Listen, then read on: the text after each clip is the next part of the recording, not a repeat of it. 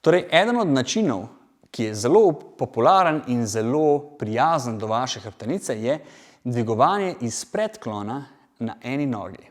Kot sem rekel, na splošno je dvigovanje iz predklona veliko bolj smotrno kot počep v večini primerov. Kljub temu, da veliko ljudi misli, da se ne sme skloniti. Ne. Če boste vi učvrstili trup, tako kot smo se učili, in se sklonili in gibali iz kolčnega sklepa, bo obremenitev na vaš hrbet in s tem bolečina mnogo manjša. Tudi dvignete lahko veliko več na ta način. Ampak v določenih primerih je takšen način še vedno težko izvesti. Zato vam priporočam naslednji nasvet. Če rabite kakšno manjšo zadevo dvigniti iz tal, in tega je veliko v vsakodnevnem življenju, naredite enonožni predklon. To izgleda tako.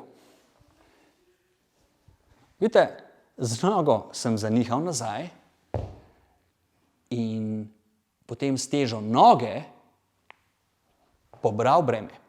Torej, vidite, breme nisem dvigoval iz hrbta, pa tudi nisem toliko rabil uporabljati ritnih mišic. Pač pa sem preprosto prevagal, pretehtal težo bremena s težo noge. Vidite? Tako.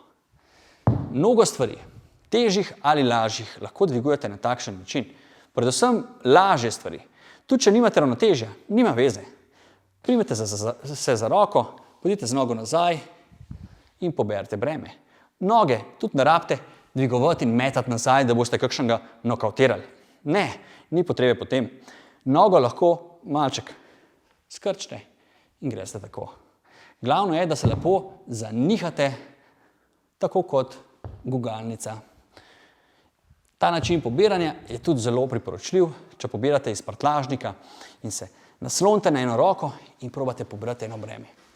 Prav tako vam pri pobiranju zelo močno svetujem, da se čim večkrat oprete na roke in probate z eno roko pobrati določeno breme. Naslednja stvar, ki vam jo moramo omeniti, je tudi to, da se bomo naučili tudi, kako pobirati pri kakšnih položajih, ko moramo iti na tla. Tako da pogledajte naslednji video.